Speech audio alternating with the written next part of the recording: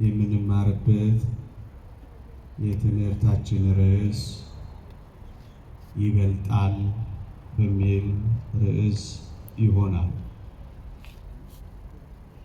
ሐዋርያው ቅዱስ ጳውሎስ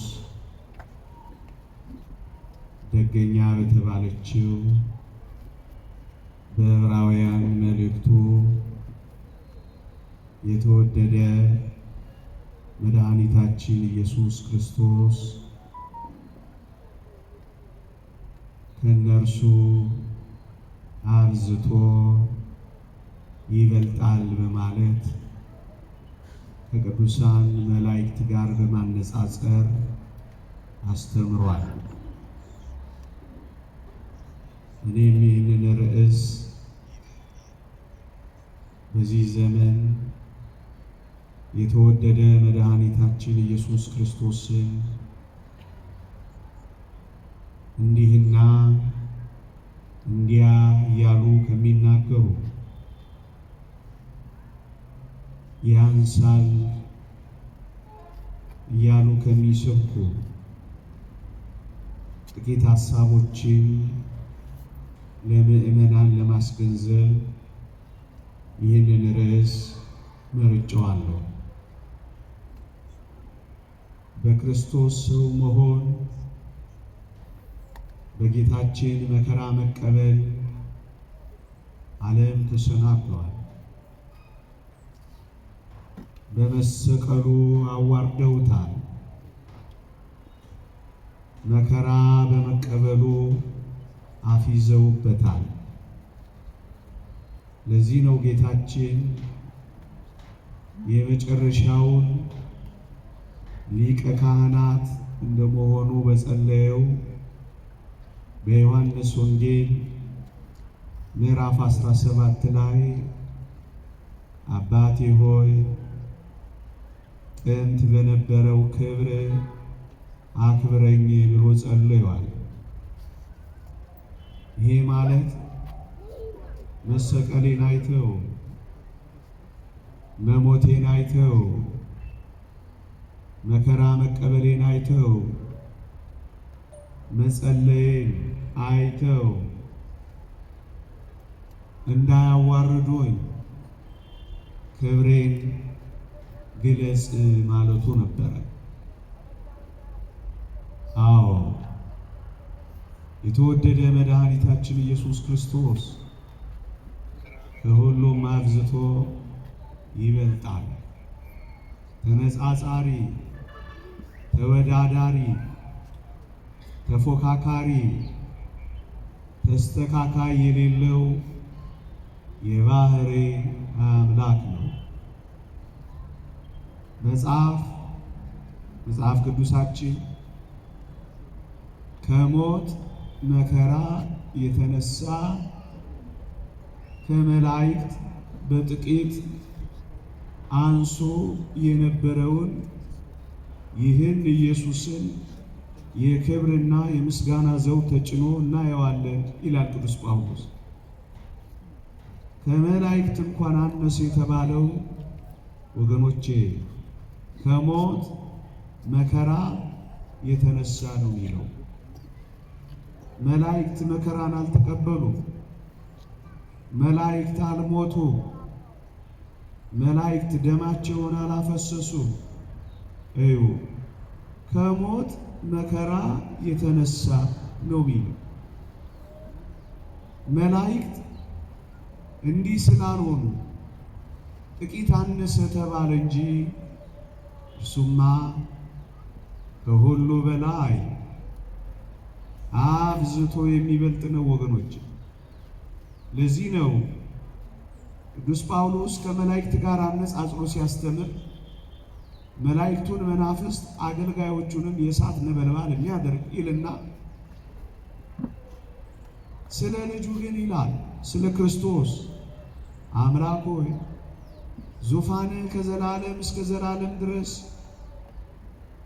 የጸና ነው። የመንግስት በትር ያለህ ነህ፣ ባለ መንግስት ነህ ብሎ ያነጻጽራል። መላእክትን አገልጋዮች ክርስቶስን ግን አምላክ ሆይ ዙፋን ከዘላለም እስከ ዘላለም ድረስ ይለዋል። አያችሁ ምዕመናን፣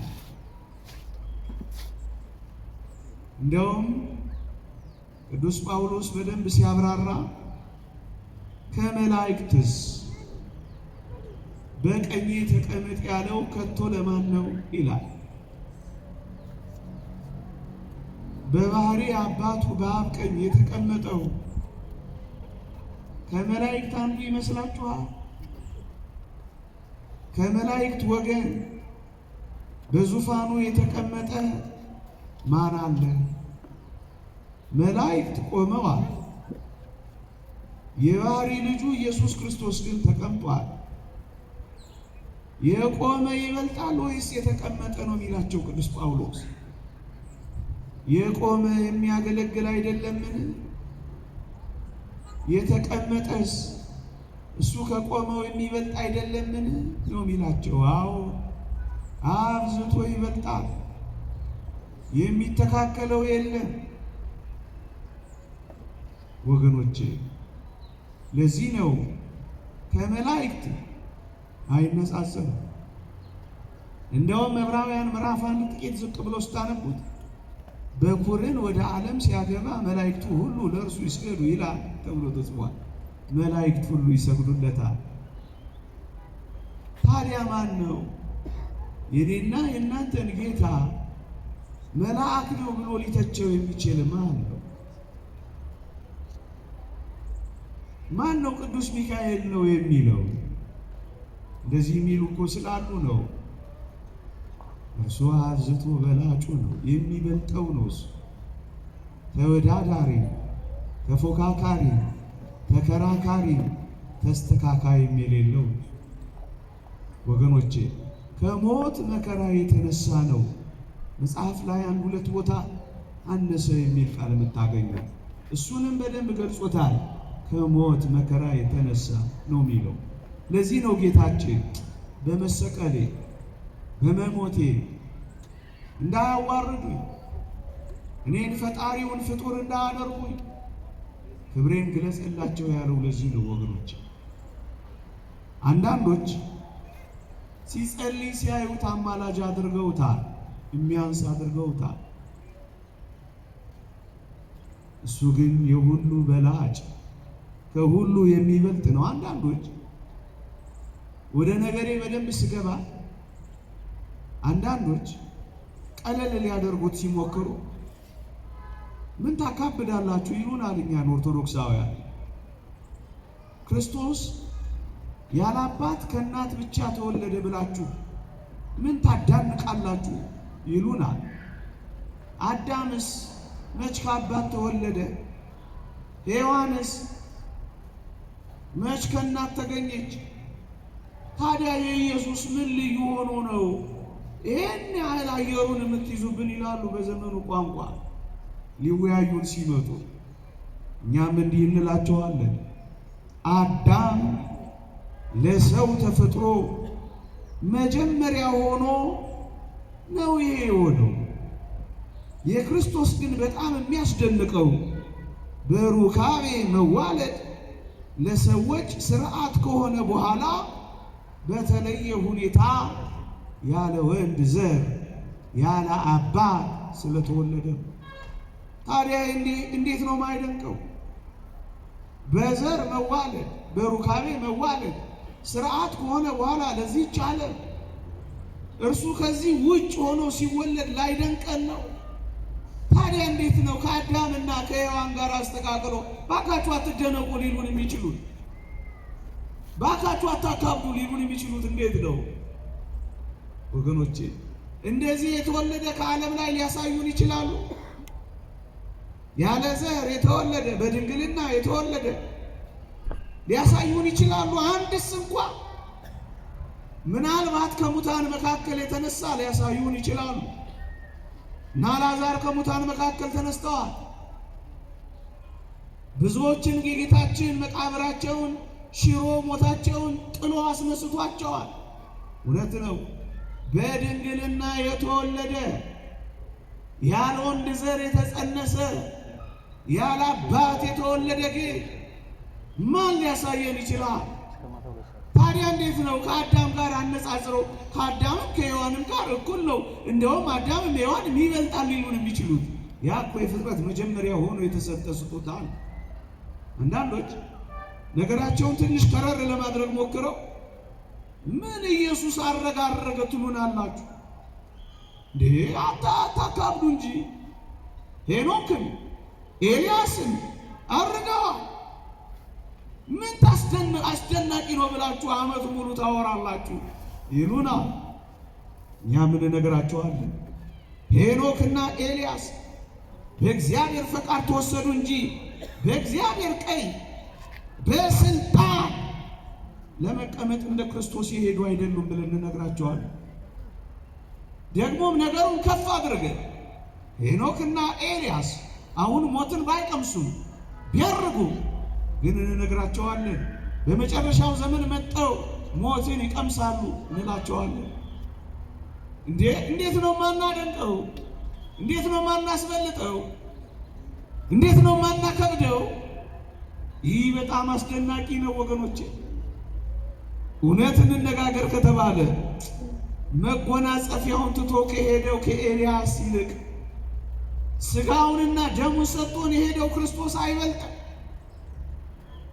የተወደዳችሁ ክርስቲያኖች በእሳት ሰረገላ ካረገው ከኤልያስ ይልቅ ልብሱ እሳት መረማመጃው እሳት የሆነው አይበልጥም? እንዴት አድርገው ነው ሄኖክም ኤልያስም ቀለል አድርገዋል ሊሉን የሚችሉት? ከሄኖክም ከኤልያስም የማይተካከል እርገትን ገንዘብ ያደረገ እሱ ነው። ወገኖቼ አይሁድም ይሄ ሐሳብ ስለነበራቸው ነው ኢየሱስ ክርስቶስን ማንቀበል ያሉት። አታስታውሱ? የዘውትር ጥያቄያቸው አንተ ከሙሴ ትበልጣለህ ነበር እኮ። አታስታውሱ? አንተ ከአባታችን ከሙሴ ከበለጥክማ መናና ውርደን አሳየና። ሙግታቸው ነበር። ትበልጣለህ አትበልጥ? ጥያቄያቸው ነው። ዓለምም ዛሬ ተሰናከለው እኮ በዚህ ነው። ከሙሴ እኩል ሊያዩት ይፈልጋሉ። ከኤልያስ እኩል ሊያዩት ይከጅላሉ። ከአንድ ነቢይ እኩል ሊያዩት ይፈልጋሉ። ነቢያችን ብቻ ነው ሊሉትም ይከጅላሉ። እኩል ሊያደርጉት ይፈልጋሉ። እኛም እንዲህ እንላቸዋለን። ሙሴ መናን አውርዶላቸው ነበረ፣ እውነት ነው። አሁን የምንነግራችሁ ከሁሉ ይበልጣል የምንላችሁ ክርስቶስ ግን ራሱ የሕይወት መና ሆኖ የወረደ ነው ብለን እንነግራቸዋለን። ከገባቸው ሙሴ ታምራት ሲያደርግ እንደ ባሪያ ነው። በትር ይዞ ጸልዮ ነው። ክርስቶስ ግን እንደ ሙሴ በትር አልያዘም፣ እንደ ሙሴ አልጸለየም። ይልቁንም ምእመናን ጌታ ባሪያውን ፍጡር ፈጣሪውን እንደሚያዘው ባህርን አዘዛት እንጂ ነፋስንም ገሰጻት እንጂ ማዕበልንም ጸጥ አረጋት እንጂ። ታዲያን ይሄንን ከሙሴ ጋር ሊያነጻጽሩ ይፈልጋሉ? የተወደዳችሁ ምእመናን ነገራችንን እያሳደግነው እንምጣ። ባሪያዬ ሙሴ ሲባል ሰምተናል። ልጄ ሲባል ግን የሰማነው አንድ ብቻ ነው፣ እሱም ኢየሱስ ክርስቶስን ብቻ ነው። አዎ ሙሴ ንጹሕ ቅን ጻድቅ ባሪያዬ ተብሏል። የምወደው ልጄ ግን አልተባለም። ልጅን ከባሪያ ጋር የሚያስተካክል ዘመን ምንድን ነው? አይሁድም የተሰናከሉት እኮ በዚህ ነው። ኑ የተወደደ መድኃኒታችን ኢየሱስ ክርስቶስ ባሪያዬ አይደለም ልጄ ሲሉት ስሙ። ምዕመናን ሙሴን ታስታውሳላችሁ? ወደ ደብረ ሲና ሲወጣ በደብረ ሲና ፊቱ ያበራ ነበር የተመለሰው ወደ ወገኖቹ ወደ አይሁድ። አይሁድም የፊቱን ብርሃን ማየት አቅቷቸው ኦ ሙሴ ተገልበብ ለነ ሙሴ ሆይ ተሸፈንልን ብቻ ብለውታል። ኑ ከሙሴ የማይተካከለውን አብዝቶ የሚበልጠውን እናሳያችኋ። ምን አድርጎ? የፊቱ ብርሃን ብቻ አይደለም፣ ልብሱ እንኳን እያንጸባረቀ ፊትህን ተሸፈንልን አይደለም። የወደቁትን ሐዋርያትን ኑና እዩን በላቸው። እና ሙሴን ከኢየሱስ ጋር የሚያነጻጽር ማን ነው? አዎ ከሁሉ አብዝቶ የሚበልጥ ነው። ነቢያችን ብሎ ቀለል ሊያደርግብን የሚችል ማን ነው? አዎ እሱ ከሁሉ የሚበልጥ ነው። ወደቁ። አይሁድ እኮ አልወደቁ። በደብረ ሲና እኮ አልወደቁም። ሙሴን አይተው ተሸፈንልን ብቻ ነው ያሉት። ሲሸፈን ጸንተው ቆመዋል። አሁን ግን የፊቱ ብርሃን ብቻ አይደለም፣ ልብሱን ማየት አልቻሉ። በፍጹም ወደቁ። ታዲያ ይሄንን ትበልጣለህ አትበልጥም ብሎ ሊጠይቀው ብሎ ሊሞግተው የሚችል ማን ነው? የተወደዳችሁ ክርስቲያኖች እዚህችው ጋር ትንሽ ላቆያችሁ። ታስታውሳላችሁ በደብረ ሲና ሙሴ ጫማህን ከእግርህ አውልቅ ብቻ ነው የተባለው። እኛ ግን ጮክ ብለን አንዳንዶችን እንጠራቸዋለን። አይሁድንን በዚህ ዘመን ያሉ እንደ አይሁድ ያሉትንን ኑና እዩ እንላቸዋለን። ጫማህን አውልቅ የተባለውን አይደለም፣ የጫማህን ጠፍር ልፈታ አይገባኝም የተባለውን ከሁሉ የሚበልጠውን ኑና እዩት እንላቸዋለን። አዎ የሚበልጠው እዚህ አለ ያለው እኮ ለዚህ ነው። ከሶሎሞን የሚበልጥ ከዚህ አለ፣ ከዮናስ የሚበልጥ ከዚህ አለ፣ ከሙሴ የሚበልጥ ከዚህ አለ። እንዴ ግብፃውያንን ገድሉ አትናገሩ ካለው ከሙሴ ይልቅ እውራንን አብርቶ ሙታንን አስነስቶ ለምጻምን አንጽቶ ዝም በሉ አትናገሩ የሚል ትሁት እናሳያችኋለን። ኑና እዩ፣ ኑ እዩት፣ ኑ ይሄንን አምላካችንን እዩት። አታቃሉት፣ አታቃሉት። ለዚህ ነው ቅዱስ ኤፍሬም ሶርያዊ በደብረ ታቦር የነበረውን ጥቂት ነገር ሲያነጻጽር በጣም አስደናቂ ነገር ብሏል። ነቢያት አይተው የማያውቁትን ሰውነቱን ተመለከቱት። ሰው መሆኑን ማየት ይናፍቁ ነበር። ነቢያት ሰው መሆኑን አይተው ተደነቁ፣ ተደሰቱ። እዚያው ደግሞ ሐዋርያት አምላክነትን አይተው አያውቁም ነበር። አምላክነቱን አይተው ደግሞ ተደሰቱ። ኑ አምላክነቱንም ሰውነቱንም አዋህዳ የምትመሰክር እቺን ቤተክርስቲያንን እንዴት አክብራው እንደምታስበልጠው ኑና እዩ፣ ኑና እዩ። ይበልጣል፣ ይበልጣል፣ ይበልጣል። ትበልጣለህ አትበልጥም? የለም፣ የለም። አይሁድ እስካሁን የሚጠይቁት መከራም የበላባቸው ይሄ ጥያቄያቸው ነው። ይበልጣል መልሳችን ነው። ይበልጣል። ተወዳዳሪ፣ ተነጻጻሪ፣ ተፎካካሪ፣ ተከራካሪ፣ ተስተካካይ የለውም። አሁን አብዝቶ ይበልጣል፣ አብዝቶ ይበልጣል። የተወደዳችሁ ክርስቲያኖች አንዳንዶች ከሚሉት በዚህ ዘመንም ከሚጠቅሱት ጌታችንን ሊያሳንሱት ከሚሞክሩት እንደ ነቢያት እንደ አንዱ ከሚቆጥሩትን ጥቂት እናስተያየዋ እናነጻጽረዋ። ወገኖቼ የተወደደ መድኃኒታችን ኢየሱስ ክርስቶስና የእግዚአብሔር ቅዱሳን ነቢያት የሰሩት ይለያያል። ነቢያት በጸሎት ነው። ክርስቶስ እኮ በስልጣኑ ነው። በስልጣኑ ያደረገውን በጸሎት ካደረገው ጋር እንዴት ታወዳድሩታላችሁ እንላቸዋለን። ለዚህ ነው እኮ ቅዱስ ጳውሎስ ሁሉን በስልጣኑ ቃል እየደገፈ የሚል ቃል አናነበባችሁ? በስልጣኑ አለቅነትን በጫንቃው ላይ ይሆናል። ባለስልጣኑ ነው እሱ። የነቢያት ታምራቶቻቸው ነቢይ መሆናቸውን ወይም ነቢይነታቸውን ብቻ ነው የሚያረጋግጠው።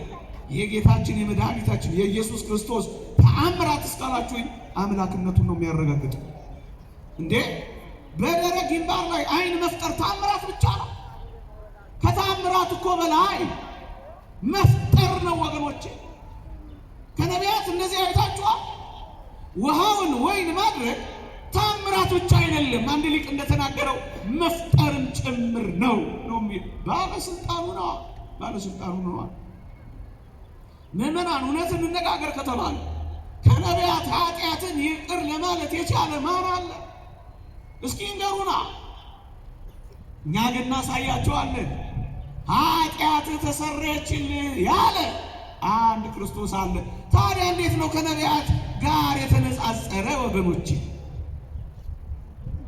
እስካሁን ድረስ እኔ እስከምናገርበት ቅጽበት ድረስ በተወደደ በመድኃኒታችን በኢየሱስ ክርስቶስ የሚደረጉ ተአምራት ስፍር ቁጥር የሌላቸው፣ መቁጠር የማንችላቸው፣ መመዝገብ የማንችላቸው እነዚህ አስደናቂ ተአምራትን ተመልከቱ። እንደዚህ የበዛ ተአምራት ከነቢያት ለማን ተደርጎ ያውቃል? ወገኖቼ ለማን? ታዲያ ማን ነው ጌታችን ከነቢያት ጋር አነጻጽሮ እኩል ነው ወይም ያንሳል ሊለን የሚችለው? አዎ ከነሱም አብዝቶ ይበልጣል። ነቢያት ጸልየው፣ ነቢያት ለምነው ነው እኮ ተአምራት ሲሰሩ መንክራትንም ሲያደርጉ የነበረው ወገኖች። ኢየሱስ ክርስቶስ ግን ጸልዮ ለምኖ አይደለም ተአምራት ያደረገው አይደለም። ክርስቶስ ተአምራት ለማድረግ ወደ እግዚአብሔር አልጸለየም። በቀጥታ ያለ መዘግየት ራሱ ነው ያደረገው። ታዲያ እንዴት ነው ከሚጸልይ ከሚለምን ጋር ያነጻጸሩት? ወገኖች የሞተውን በትእዛዝ አላስነሳም። ይሄን መካድ ማን ይችላል? በትእዛዝ ብቻ ጸልዮ አይደለም፣ በትእዛዝ ብቻ። ሽባውንስ ተነስተህ ቁም አላለው? በትእዛዝ ብቻ። ለምጻሙንስ ንጻ አላለው? በቃሉ ብቻ። እውሩንስ ብርሃን ሰጥቼዋለሁ አላለው? እንዲያይስ በስልጣኑ ብቻ። ታዲያ ማን ነው በስልጣኑ የሚያደርገውን በጸሎትና በልመና ካደረገው ጋር አነጻጽሮ ቢያንስ ነው የሚለው? አይደለም። ምዕመናን የተወደደ መድኃኒታችን ኢየሱስ ክርስቶስ አንድ ጊዜ ጸልየዋል። አልዓዛር ከሞት ሲነሳ እንዲህ አልዓዛር ከሞት ሲነሳ ኢየሱስ ጸልየዋል ነበር እንዴ? አዎ ጸልየዋል። የጸለየው ግን እንደ ነቢያት እንዲህና እንዲህ አድርግልኝ ለማለት አይደለም። ይህን ማረጋገጥ ከተፈለጋችሁ ዮሐንስ ወንጌል ምዕራፍ 11 ቁጥር 25 ላንብብላችሁ። እንዲህ ይላል፣ ነገር ግን አንተ እንደላከኝ ያምኑ ዘንድ በዚህ ዙሪያ ስለቆሙት ሕዝብ ተናገርኩ ይላል። ክርስቶስ የጸለየው እንኳን ቢሆን አንተ እንደላከኝ ያውቁ ዘንድ በቃ ከባሕርይ አባቱ ከአብ ዘንድ ተልኮ እንደመጣ አይሁድ ያምኑና ያውቁ ዘንድ እንጂ ልመናና ጸሎት አስፈልጎት አይደለም። በፍጹም። አንዳንዶች ሲጸልይ ሲያዩት አማላጅ አሉ። እኛ እንደዚህ አንለው፣ በፍጹም አንለው። በዚህ በተዋርዶ ስራ እናኖረው። ለጥቅማችን ነው ያደረገው። በዚህ ዙሪያ ስለቆሙት ሕዝብ ነው የተናገርኩት። ያውም የጸለይኩት አላለም የተናገርኩት። ታዲያ ማን ነው ኢየሱስ ክርስቶስ ከነቢያት እንዳንዱ አድርጎ ቆጥሮ ያንሳል ይበልጣል፣ ትበልጣለህ አትበልጥም የሚሟገተው ማን ነው? አዎ እኛም ኦርቶዶክሳውያን አብዝተን እንላለን። አብዝቶ ይበልጣል፣ አብዝቶ ይበልጣል፣ አብዝቶ ይበልጣል። ወደ አዲስ ኪዳን ፈቀቅ ሳረጋችሁ አንድ አስደናቂ ሰው ታውቃላችሁ፣ ታያላችሁ። ድቅድቅ ባለ የዘመን ጨለማ ውስጥ የተገኘ አብሪ ኮከብ መጥምቀ መለኮት ቅዱስ ዮሐንስ ነበር። ታስታውሳላችሁ? የነቢያት ትንቢት የካህናት ጸሎት በሌለበት ድቅድቅ ጨለማ፣ ምኩራቡ በደልና ኃጢአት በበዛበት የሸቀጥ ዘመን በነበረበት ጊዜ የተገኘ አንድ ታላቅ ሰው ነበር። እሱም መጥምቀ መለኮት ቅዱስ ዮሐንስ። አይሁድ በጣም ይፈሩታል። ምዕመናን ለምን ክርስቶስ መንገድ ጠረጋው በመጥምቀ መለኮት ቅዱስ ዮሐንስ እንዳደረገ ታውቃላችሁ? አይሁድ በጣም ነው የሚፈሩት፣ በጣም ነው የሚያከብሩት። በሱ ድምፅ መነገሩ ለመንገድ ጠረጋው ይሄን በሚያህል ሰው ነግሬያችሁ እንኳን አልተቀበላችሁኝም ነው የሚላቸው። እሺ በማን ይንገራቸው? በበረሃኛ ነገራቸው፣ ምግብ በተወ ነገራቸው፣ በሚያለቅስ ደረት በሚደቃ ሙሾ በሚያሟሽ በመጥምቀ መለኮት ቅዱስ ዮሐንስ ልብስ በማይለብስ ነገራቸው። የበረሃ ማር በሚበላ ቤት በሌለው መናኝ ነገራቸው። ዘመድ አዝማድ በሌለው በብሕትውና በሚኖር ሰው ነገራቸው። አልተቀበሉ። ጭራሽ እነዚህም ተጨምረው አይሁድ መጥምቀ መለኮት ከኢየሱስ ክርስቶስ ይበልጣል ሙግታቸው ሆነ። እንደውም አንዳንዶች እየመጡ ታስታውሱ ከሆነ መምህር ሆይ በዮርዳኖስ ማዶ ከአንተ ጋር የነበረው አንተም የመሰከርክለት እነርሱ ያጠምቃል፣ ሁሉም እኮ ወደ እርሱ ይመጣሉ አሉት። እንዴት ሁሉም ወደ እሱ ይሄዳሉ? አንተ እያለ አንተን ትተው እንዴት ወደ እሱ ይሄዳሉ? ይሄ ነገር ግድ አይልህ አሉት። እንዴት ይደንቃል! ለምን እንደዚህ እንዳሉት ታውቃላችሁ? እዩ መጥምቀ መለኮት ቅዱስ ዮሐንስ ይበልጣል የሚሉበት ምክንያት መጥምቁ መኖሪያውን ምድረ በዳ አድርጓል። ኢየሱስ ክርስቶስ ጌታችን ግን መኖሪያው ዮሴፍ ቤት ነው፣ ቅዱስ ዮሴፍ ቤት ነው። መጥምቀ መለኮት ቅዱስ ዮሐንስ ዘመድ አልባ ነው። እናቱም አባቱም በቅርብ በልጅነቱ ሞተዋል፣ ዘመድ አልባ ነው። ኢየሱስ ክርስቶስ እናቱ ቅዱስ ዮሴፍም አሳዳጊውም አሉ። ይሄ ብቻ አይደለም። መጥምቀ መለኮት ቅዱስ ዮሐንስ ልብሱ መናኛ ነው።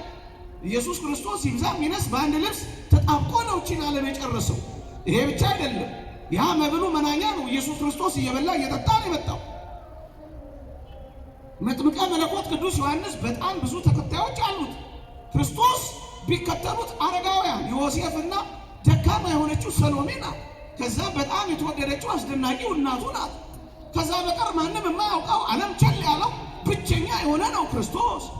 ከዚያም እዚህ ግቡ የማይባሉ አሳ አጥማጆች፣ በጣም ንግግር የማያውቁ ኮልታፎች ሐዋርያትን የሰበሰቡ። ይሄ በጣም አስንቆታል ክርስቶስን። እንዲህ ያኛው የካህን ልጅ ነው፣ ይሄ ጸራቢ ልጅ ነው። በጣም እንዲናቅ አድርጎታል። ስለዚህ ምን ብለው ደምድመዋል? መጥምቀ መለኮት ቅዱስ ዮሐንስ ነው እንጂ የሚበልጠው ኢየሱስ አይበልጥም ብለዋል። ለዚህ እኮ ነው አይሁድ ደማቸው የሚፈላው ደግሞ የሚንተከተከው።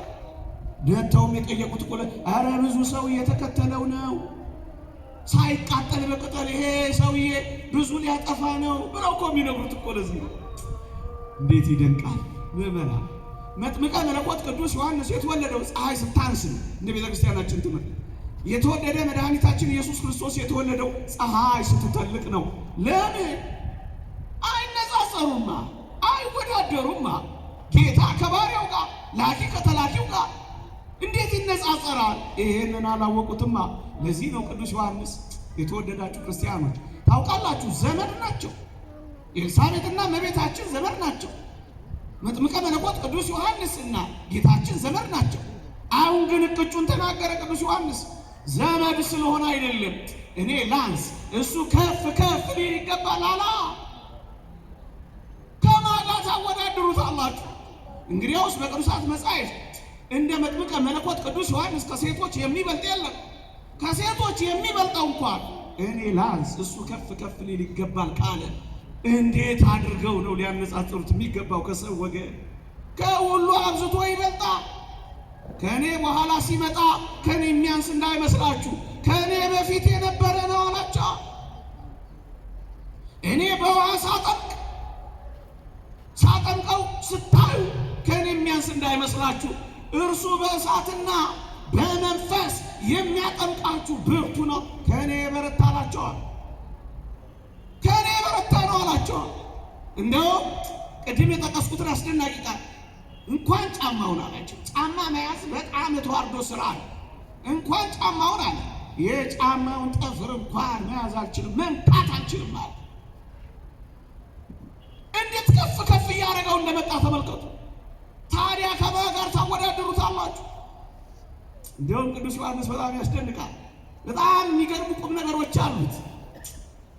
ይኸውላችሁ ባጠምቀው ወይም ሊጠመቅ ወደ ዮርዳኖስ ሲመጣ ስታዩት እንደናንተ አድርጋችሁ እንዳታስቡት አላችሁ። ለዚህ ማስረጃ ሲያቀርብላቸው ነው አለገውዝ እግዚአብሔር ዘያትቱ ያሴስል ኃጢአት ዓለም፣ የዓለምን ኃጢአት የሚያስወግድ የእግዚአብሔር በግ አላቸው። ሲጠመቅ ሲመጣ እንደናንተ ለኑዛዜ የመጣ እንዳይመስላችሁ አላቸው። ስለዚህ እኩል እንዳታረጉት፣ እንደውም የዓለምን ኃጢአት ሊያስወግድ የመጣ ነው አላቸው። ኃጢአት የሌለበት ነው አይደለም ያላቸው። ምዕመናን እንዳትሳሳቱ፣ የሚያስወግድ ነው ያላቸው፣ የሚያስተሰርይ ነው ያላቸው። እንዴት ለቃሉ እንኳን እንደተጠነቀቀ ተመልከቱ ወገኖች። ታዲያ እንዴት ነው ከሚጠመቁት ጋር ሊያስተካክሉት የሚችሉት? እንዴት መጥምቀ መለኮት ቅዱስ ዮሐንስ ከፍ እያደረገው እንደሆነ ተመልከቱ። ጌታችን ወደ ዮርዳኖስ ገብቶ ሲጠመቅ ታስታውሳላችሁ። ሁሉም ሲጠመቁ ወደ ዮርዳኖስ ገብተው ትንሽ ጊዜ ዮርዳኖስ ወንዝ ውስጥ ይቆዩ ነበር። ለምን? ኃጢአታቸውን ስለሚናዘዙ። ወንጌላችን ግን እንዴት አሸብራቂ! መንፈስ ቅዱስ ግን እንዴት እንደገለጠልን እዩ። ተጠመቀ፣ ወዲያውም ከውሃ ወጣ ነው የሚለው። ኢየሱስ ክርስቶስ በዮርዳኖስ ወንዝ ተጠምቆ ወዲያውን የወጣው ለምን አልቆየም? ሊናዘዝ አልመጣማ። ኃጢአታችንን ይቅር ሊለዋ የመጣው። ስለዚህ በዮርዳኖስ አካባቢ ያሉት ነገሩን የበለጠ እንዲረዱት እነዚህ ነገሮች እንዴት ውብ ሆነው ተገለጹ መሰላችሁ? አዎ ከአዳምም ከሔዋንም ከሄኖክም ከኤልያስም ብርቱ ነቢይ ከነበረው ከሙሴ ደጋግ ከነበረው ቅዱሳን ነቢያት እጅግ ከከበረው ከመጥምቀ መለኮት ቅዱስ ዮሐንስም ጋር አይነጻጸርም፣ አይወዳደርም፣ አብዝቶ ይበልጣል። ለዚህ ነው ወንጌላችን ደጋግሜ ልናገረው ከሶሎሞን የሚበልጥ ከዚህ አለ። ሲጨፍን ከሚያየው ከሶሎሞን ይልቅ ሲሞት ሕያው የሆነው ኢየሱስ ክርስቶስ ይበልጣል። ተወዳዳሪ፣ ተፎካካሪ፣ ተነጻጻሪ የለው።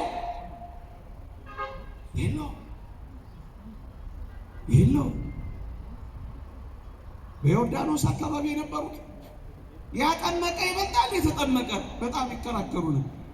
እግዚአብሔር ይሄንን ለክርክራቸው አሳልፎ አልሰጣቸውም። መፍትሄ ሰጥቶት ያለፈው ምን አድርጎ ታስታውሳላችሁ? መንፈስ ቅዱስ በርግብ አካል ሲወርድ ታስታውሳላችሁ። ወዲህና ወዲህ አላለም። በቀጥታ ሄዶ በክርስቶስ ላይ አረፈ። መጥምቀ መለኮት የሚበልጥ እንዳይመስላችሁ። መንፈስ ቅዱስ የመጣው ለመጥምቀ መለኮት ቅዱስ ዮሐንስ የመጣ እንዳይመስላቸው በቀጥታ ጌታችን ጋር ሄዶ አረፈ። እንደውም አንድ ልቅ ምን ይላል? ለአብ ቃል መንፈስ ቅዱስ እጅ ሆነው ይላል። እጅ ሆነው ጠቆመው፣ አሳየው። ይህ ለምን ሆነ? ለዮሐንስ የመጣ ምስክርነት እንዳይመስላቸው። ለምን? የምወደው ልጄ ይህ ነው ይላልና። የምወደው ልጄ ያለው ዮሐንስ መጥምቅን ነው ብለው ኢየሱስ ክርስቶስን ይጥፋልን ያሉትን እንዳያጸድቁ በቀጥታ ኢየሱስ ክርስቶስ ላይ ይዋቀፍ። ታዲያ ማን ነው አሁን እንዳልኳችሁ የሚያነጻጽረው? እንኳን አይደለም እኛ እንኳን አይደለም በዚህ ምድር ያለነው ከሴቶች ልጆች ከተወለዱት በላይ የሆነው መጥምቀ መለኮት ቅዱስ ዮሐንስ እንኳን አንተ በእኔ ልትጠመቅ ትመጣለህን ያለ እንዳይመስላችሁ። ቃሉን እንኳን መጠቀም አልፈልግም ይላል ዮሐንስ አፈወርቅ። እንዴት ፈራ መሰላችሁ? አንተ ለእኔ ወደ እኔ መጥተህ ትጠመቃለህ ሊለው አልፈለገም። እና ምን አለው? አንተ ወደ እኔ ትመጣለህ። አቤት እንዴት ያሉ ትሑታን፣ እንዴት ያሉ ቅዱሳን፣ እንዴት ያሉ ንጹሐን፣ እንዴት ያሉ ጠንቃቆች እንደሆኑ ተመልከቷቸው። ለሚናገሩት ንግግር እንኳን አንተ ወደ እኔ ትመጣለህ ትጠመቃለህን እኮ አላለው። እንዴት ደፍሮ ይናገረው? እንዴት ሊያጠምቀው ይችላል? ያኔ ነው ከሴቶች ሁሉ ከተወለዱት በላይ ያደረገው።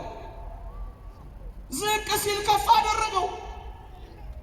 የጫማ ጠፍር መፍታት አልችልም ሲለው ና እጅህን ራሴ ላይ አድርገው አለዋ። ነገሩን እንደዚህ ቀየረዋ። ሴቶች ከወለዷቸው በላይ አደረገው። ታዲያ ይሄ ከክርስቶስ ጋር እኩል ካልሆነ ጭራሽ ካልተነጻጸረ ታዲያ እንዴት ነው ምዕመናን የሚያነጻጽሩ? ነቢያችን ከሚሉት ጋር የሚያነጻጽሩ ከማን ጋር ይወዳደራል? ከማን ጋር ይነጻጸራል? ከማን ጋር ይተካከላል? ከማን ጋር ይወዳደራል? ከማን ጋር ይፎካከራል? አዎ ከሁሉ አብዝቶ ይበልጣል። ከሁሉ አብዝቶ ይበልጣል። ከሁሉ አብዝቶ ይበልጣል። አታውቁትም ብዬ አይደለም፣ ሃይማኖት ለማጽናት ነው ይሄን የምንናገር። አብዝቶ ይበልጣል፣ አብዝቶ ይበልጣል፣ አብዝቶ ይበልጣል። በተለይ ይሄ ዘመን እና ባለፉት ዘመናት ይሄን ዘመን ሊያረጉ የሚፈልጉት እግዚአብሔርና የእግዚአብሔር የሆነውን ነገር ማሳነስ የሚፈልግ ሐሳብ አለ፣ ርዕዮት አለ። በተለይ በዚህ በ18ኛው ክፍለ ዘመን የነበረው ኦገስት ኮምቴ የተባለ ሰው አንድ የተናገረው ንግግር አለ። በመጨረሻው ዘመን የሰው ልጆች ማህበራዊ ሳይንስ አመለካከትን እያገነኑ ሃይማኖትን እያቆሰሱ እያሳነሱ እንዲሄዱ ይደረጋል ይላል። እግዚአብሔር እንዲያንስ ይህ ዓለም ላይ ያለው ፍልስፍናና ሳይንስ እንዲበልጥ ይፈልጋል ይላሉ። በላጭ አድርገው ሊያመጡት የሚፈልጉት ነገር ይኖር ይሆናል፣ አላውቅም፣ ግን እሱ ነግሮናል። አያችሁ ክርስቲያኖች፣ ክርስትናችን የሚያንስ ጌታችን ከሁሉም እንደሚበልጥ እሱ የሰጠን ክርስትናም ሃይማኖታችን እምነታችን ከማንም አይተካከልም። ተወዳዳሪ፣ ተፎካካሪ፣ ተነጻጻሪ የለውም።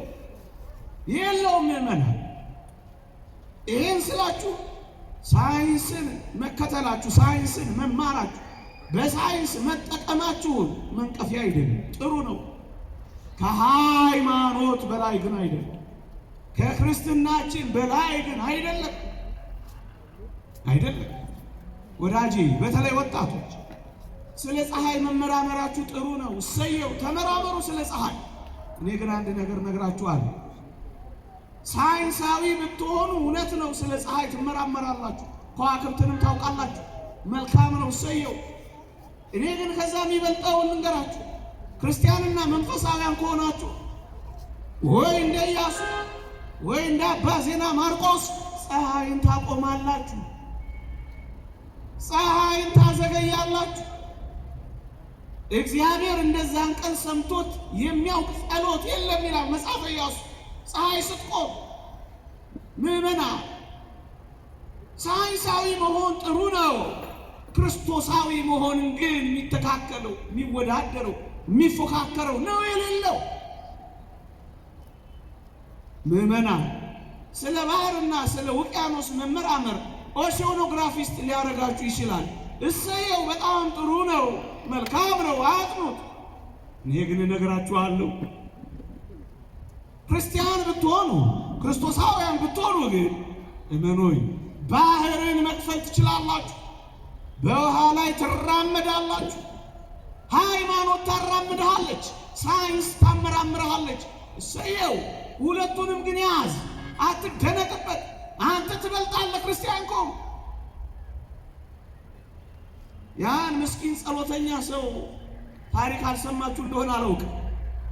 አንድ ብርቱ ጸሎተኛ ሰው ይመጣና በጀልባ በታንኳ ይመጣና ጸሎት ያስተምረዋል። ደሴት መካከል ያለች ደሴት ናት። በታንኳ መጥቶ የበረታ ትልቅ ባለትሩፋት አባት ነው። ጸሎት ያስተምረዋል። ያ ምስኪን ክርስቲያናዊ ሰው ደግሞ ጸሎቱ ማረኝ ብቻ ነው። የበዛ ጸሎት የለው። ጌታዬ ኢየሱስ ክርስቶስ ሆይ ማረኝ ብቻ ነው የሚለው። ጸሎት አስጠናው። በደንብ አስያዘውና በታንኳ መመለስ ጀመረ።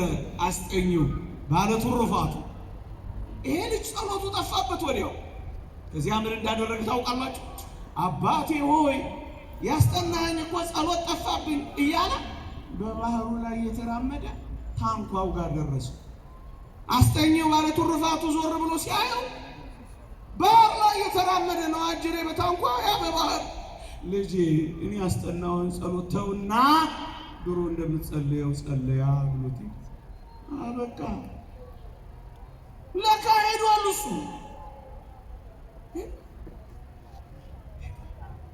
ተራምዷ እንደ ማቲው ሙሬ ኦሺዮኖግራፊስቱ መዝሙር 8 በውቅያኖሶች መካከል መንገድ ያለው የሚል ሲያነብ ድንግጥ ብሎ ተነሳ። ለካ ከረንት ላይ የምንላቸው ባህር ውስጥ ያሉት መንገዶች እግዚአብሔር የሰራቸው ናቸው ብሎ ክርስቲያን ሆነ። ክርስቲያን መሆን ይበልጣል። መንፈሳዊ መሆን ይበልጣል። ስለ ስነ ህይወት ስለ ባዮሎጂ ማወቅ በጣም ጥሩ ነው፣ ምርጥ ነው፣ በጣም ድንቅ ነው፣ እሱም ነው አጥኑት። እኔ ግን የሚበልጠውን ህይወት ላሳያችሁ። ባዮሎጂ ስር ከሌለው አይበቅልም ይልሃል። በቃ ፎቶሲንተሲስ ፕሮሰስ ካልተደረገበት ይዘጋብሃል፣ አይበቅልም ይልሃል። እሰየው ይሁን። እኔ ግን ዮሐንስ አጽቅርን ላሳያችሁ በሞቴ። አንድ ዱላ ስር የሌለው በትር ዱላ ሰጥተውት አጽድቀህ አሳየን አሉት። 3 ዓመት እየጸለየ እየተንከባከበ ፍሬ አፈራ።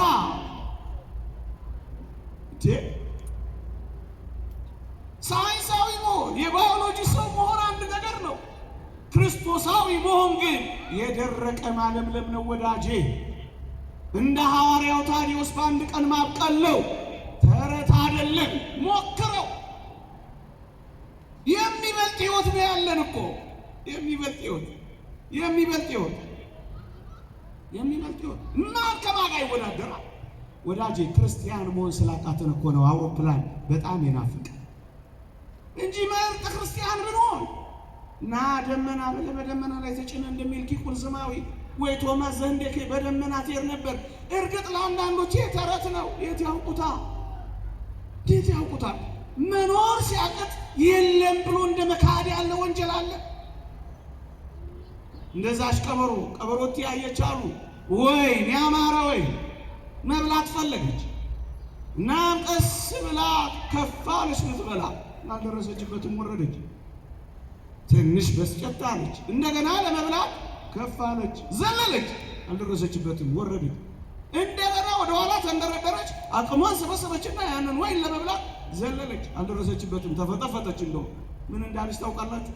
ወይኑ እንደውም አልበሰለም አይጣፍጥም አትልም። ታዲያ ቀበሮ ከዚህ በላይ ምን ልታስብ ትችል ኖሮ?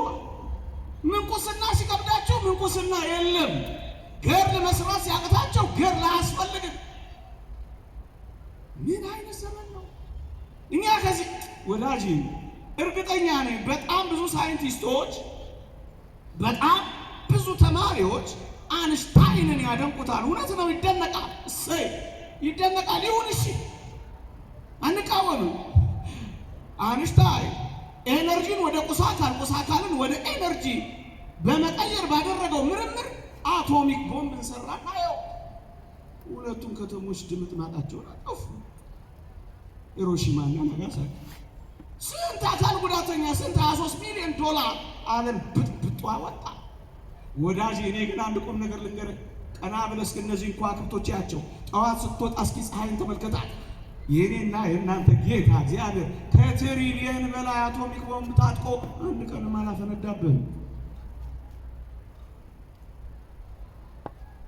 እነዚህ የምታያቸው ከዋክብትና እነዚህ የምታያቸው ፀሐይ፣ ጨረቃ አቶሚክ ቦምቦች ናቸው። ግን አንድ ቀንም አልፈነዱም።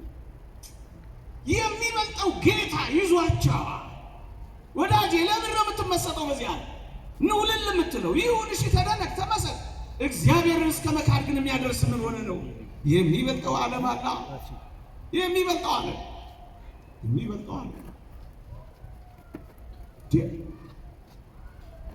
ዘማውያን የነበሩ ሴቶች አይደል? ቀስ ብዬ ልናገረው። እነ ማርያም ግብፃዊ አንድ ክንድ ከስንዝር ከመሬት ከፍ ያሉት እነ ግራቪቲ እነ ምንድን ነው የሚባለው እናንተ ፊዚክስ ላይ ያጠናችሁት የዲስፕሌስመንት ምንትስ ቅብጥርስ የምትሉት እሱ ያሸነፉት እኮ ንስሐ የገቡ ሰዎች ናቸው። በረሃ የወደቁ ሰዎች ናቸው። አባ ዞሲማስ መጥቶ ትዝ አይላችሁ? እሺ ባርከኛ አላት። ካህንም ነህ እንጂ ባርከኛ አለችው። ይመስጠኛል ሁሌ ታሪኳ። እግዚአብሔር ያሳያችሁ ከየት ጥግ እንደመጣች እቺ ሴት። እንችላለን፣ ትችላላችሁ፣ መመለስ ብቻ ነው። ከዚህ አስደናቂ ጥግ የመጣች ሴት ዮርዳኖስ በረሃ ወጣ በማጌጥ የኖረች ሴት ገላዋ ባዶዋን ቀርታ እሳት የለበለባት መስላ ዛፎቹ እንደተቃጠሉባት ሰውነቷ የተቃጠለባት ሴት ባርከኛ አላት። ካህን ባርከኛ አለችው። በምን አወቀች? ዋይፋይ የለ፣ ቻት የለ። በምን አወቀች? ምስኪን አንተ እኮ ነው አሁን ቤት ቁጭ ብለህ እንትን የምትለው እንጂ እዚያ የሶሪያ ንጉሥ እኮ ታሪክ የሚያወራለት የእግዚአብሔር ነብይ ነው። የሚበልጥ ነው ወዳጅ። ዋይፋይ ሳይኖር የኖሩ ከዚያ የሚበልጥ ጸጋ እኮ ነው ክርስትና ያለው። ክርስቶሳዊ መሆን ይበልጣል። እግዚአብሔራዊ መሆን ተወዳዳሪም ተስተካካይ ተፎካካሪም የለውም። ምእመና ጸልይልኝ አላት። አንተ ካህን ጸልይልኝ ተሟገቱ። እሺ አብረን እንጸልይ አለች። አብረው ለመጸለይ እሷ ከፊት እሱ ከኋላ ቆመ። ወዳጅ አንድ ክንድ ከስንዝር ከመሬት ከፍ ብላ ነበር።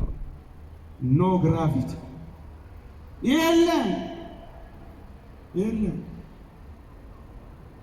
ኤክስ ስኩዌር ሳይንቴታ ኮስቴታ የለም። ፊዚክስ የለም የለም። ፊዚክስ ደግሞ ማታ ገባና አታጥና አጥና የሚበልጣል ለማለት ነው። እየሰማችሁኝ ነው? የሚበልጣውን ዓለም ለማየት ነው። የሚበልጣል በእውነት እኛ ካልደረስንበት ይሄ ህይወት የለም የሚሉ እንዴት ያሳዝናል። እኛ ካላየነው እኛ በምን አቅም ትኑረው? ለሌሎች ነው ለእናንተ አይደለም። በደመና የሚበሩ ታይተዋል። የዓለት ብልት የሚመረምሩ ታይተዋል። የንፋስ ሹክሹክታ የሚሰሙ ታይተዋል። የወፍ ቋንቋ የሚያደምጹ ታይተዋል። እግዚአብሔር እያዩ አሁን እንዲሁ የአንዳንዶች ጥያቄ እንዴት ያሳዝናል። ምን እንዴት ላይ ሆነው እንዴት እኛን ያያሉ እዚህ ምድር ላይ? እግዚአብሔርን ያዩ አንተ ልታቅታቸው ነው? ወዳጅ እንዲሁ አንድ ቁም ነገር እንነጋገር። በምድር ሆነው ወደ ሰማይ አይተዋል አላዩ? ለካይኔታ ወደው አይደለም አላችሁ የሚሉት አላችሁ የለንም በትሩ ይግብል ይውጣይ ነው። ምድር ላይ ሆነው እኮ የሥላሴን ዙፋን አይተዋል አላዩም? አይተዋል። ንገሩኝ በሞት ብቻዬን እንዳልጮህባችሁ እናንተም ተባብራችሁ ጮህብኝ። አይተዋል አላዩ? አይተዋል አላዩ? ምድር ላይ ሆነው የሰማዩን ዝማሬ አይተዋል አላዩ?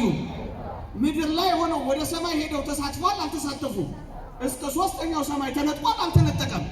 ወዳጄ ምድር ላይ ሆኖ በብዙ ድካም የሰማዩን ዓለም ከጎበኙ ከበቁ ፍጹም ከሆኑ በኋላ በሰማይ ከሆኑ በኋላ ወደ ምድር ምንም አያውቁም። እንዴት ያሳፍራል! ሁሉን ከሚያውቀው ጋር እየኖሩ አያውቁም። እንዴት ያሳፍራል! የሚበልጥ ዓለም አለን ወዳጄ፣ የሚበልጥ እሱን ላንብብላችሁና ነገር የሚጨርሰው የእግዚአብሔር ቃል እንዲህ ይላል። ዕብራውያን ምዕራፍ 11 ቁጥር 25 እስከ 26 ከግብፅም ብዙ ገንዘብ ይልቅ በሞቴ ስሙ ከግብፅም ብዙ ገንዘብ ይልቅ ስለ ክርስቶስ መነቀፍ እጅግ የሚበልጥ ባለጠግነት እንዲሆን አስቧልና ይላል። ሙሴን እኮ ነው። በሞቴ ልድገሙ፣ በጣም ሁሌ ስለሚመስጠኝ ነው። ከግብፅ ብዙ ገንዘብ ይልቅ ስለ ክርስቶስ መነቀፍ እጅግ የሚበልጥ ባለጸግነት እንዲሆን አስቧልና ለጊዜው በኃጢአት ከሚገኝ ደስታ ይልቅ ከእግዚአብሔር ሕዝብ ጋር መከራ መቀበልን መረጠ፣ ብድራቱን ትኩር ብሎ ተመልክቷልና። የሚበልጥ ባለጸግነት የት? በረሃ ውስጥ። ሙሴ ያለው እኮ ፈርዖን ቤት ነው፣ ቤተ መንግስት ሆኖ ግን አንድ ነገር ተረዳ። ምን? የሚበልጥ ባለጸግነት ያለው ከእግዚአብሔር ጋር በረሃ ውስጥ ነው። በግብፅ ውስጥ ካለው ጊዜያዊ የገንዘብ ደስታ ይልቅ ከክርስቶስ ሕዝብ ጋር በረሃ ለበረሃ መንከራተት የሚበልጥ ነው። የሚበልጥ ሕይወት አለልህ። ከእግዚአብሔር ጋር መራብ ከጠንቋይ ጋር ከመጥገብ ይበልጣል።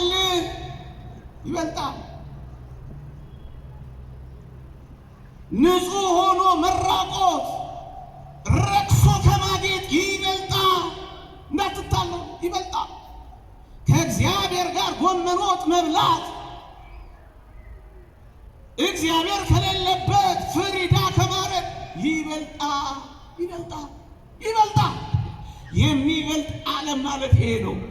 አዎ የፈርዖን ልጅ ከመባል የክርስቶስ ልጅ መባል ይበልጣል። ቤተ መንግስት ውስጥ እየኖሩ እግዚአብሔርን ካለማወቅ በረሃ ውስጥ እየኖሩ እግዚአብሔርን ማጣጣም ይበልጣል። እየጠገቡ ከማንኮራፋት እየተራቡ መጸለይ ይበልጣል። ወጣቶች የሚበልጥ ዓለም አለ። እሱ ነው እኮ ከጊዜያዊ ደስታ ጊዜያዊ መከራ መቀበል ይበልጣል። ለጊዜው ነው መከራ የሚቀበለው እኮ ሙሴ።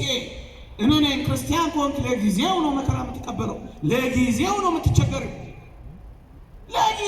ለጊዜው በጣም ለጊዜው ቢያስፈልግ በልዩ ልዩ ፈተና ለጊዜው ጥቂት ጊዜ ትፈተናላችሁ። ጥቂት ጊዜ ለጊዜው ጊዜያዊ ነው። ቋሚ እንዳይመስላችሁ። ያለ ቢያስከፏችሁ ቋሚ እንዳይመስላችሁ፣ ብታዝኑ ቋሚ እንዳይመስላችሁ፣ ብታጡ ቋሚ እንዳይመስላችሁ፣ ሆድ ቢብሳችሁ ቋሚ እንዳይመስላችሁ፣ ብትቸገሩ ቋሚ እንዳይመስላችሁ፣ ማትሪክ ባይመጣላችሁ ቋሚ እንዳይመስላችሁ፣ ስራ ብታጡ ቋሚ እንዳይመስላችሁ። ቋሚ የሆነ ነገር እዚህ ዓለም ላይ የለም። ቋሚው ይሄ በዚህ ውስጥ የምታገኙት ሕይወት ነው። በዚህ ውስጥ የምታገኙት ሕይወት ነው። ቋሚ እንዳይመስላችሁ፣ እንዳትታለሉ። የሚበልጥ ሕይወት የሚበልጥ ዓለም እዚህ ቤት አለ።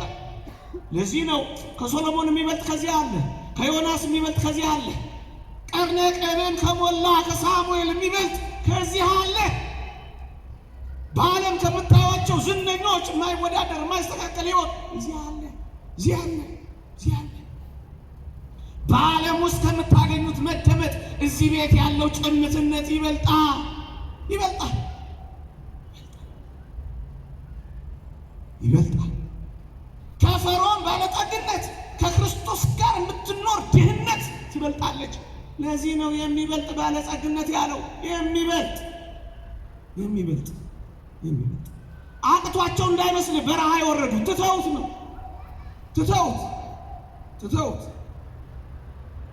ትተውት መናገር አቅቷቸው እንዳይመስል ዝም ያሉት ትተውት ሚዲያ ስለያዝክ አንተ መናገር ስለቻልክ ዝም ያሉት መናገር የማይችሉ መስሎት በእንባቸው እየተናገሩ ነው። እንደሱ ነው የሚገባ። በዝምታቸው እያወሩ እግዚአብሔር ከአንዳንዶች ደስ ከማይል ንግግር ከሚጮህ ንግግር ይልቅ የአንዳንዶችን ዝምታ እግዚአብሔር ይሰማዋል። የዝምታን ጩኸት እግዚአብሔር ይሰማል።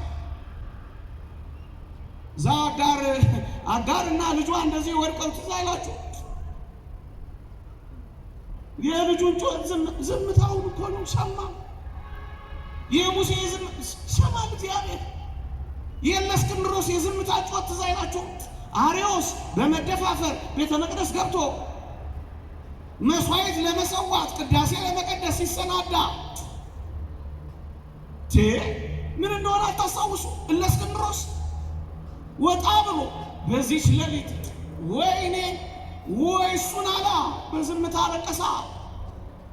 የግድ አይደለም በዝምታ የሚያለቅሱ አሉ፣ በዝምታ ደረት የሚደቁ አሉ፣ በዝምታ የሚታመሙ አሉ፣ በዝምታ የሚያዝኑ አሉ። የሚበልጥ ጩኸት ከአንዳንዶች ጩኸት የአንዳንዶች ዝምታ ይበልጣል። ከአንዳንዶች መናገር የአንዳንዶች ማፈር ይበልጣል። የግድ መናገር ላይኖር ይችላል፣ በዝምታ ይበልጣል። መስፍን ከመሆን ነቀፋን መረጠ። ለምን? ይበልጣላ። ፈርዖን ቤት ከመንገስ ከክርስቶስ ጋር መነቀፍ ይበልጣላ።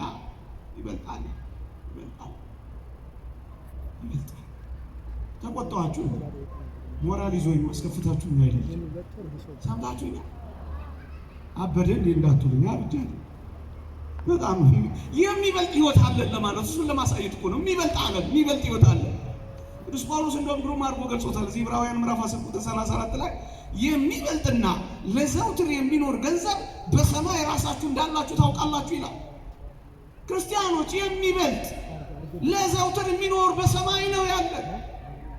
እዚህ ስላጣችሁ ቅር አይበላችሁ፣ አይጥፋችሁ። ደጋግመን የምንለው ዘመን ቅር ስላሰኛችሁ አንጎታችሁን አታጎንብሱ፣ ቀና በሉ፣ ደስ ይበላችሁ። በምትካፈሉበት መከራ ልክ ደስ መሰኘት ከጀመራችሁ የሚበልጥ ገንዘብ በሰማይ ራሳችሁ እንዳላችሁ ታውቃላችሁ። የሚበልጥ ዓለም አለ። ስለዚህ ለዚህ ዓለም አንበረከክ። ስለዚህ ለዚህ ዓለም አንሸነፍ። ስለዚህ ለዚህ ዓለም እጅ አንሰጥም። እሱ ነው መሪያችን። የሚበልጥ ለዘውትር የሚኖር ይሄ የማይኖር ለዘውትር የሚኖራል። ይሄ ሌሎች ነው፣ የክርስቲያኖች አለ፣ የእውነተኞች አይደለም፣ የሐሰተኞች። የንጹሃን አይደለም፣ የዘማውያን ነው። የታማኞች አይደለም፣ የሌቦች ነው። ለምን አጣን እንዳትሉ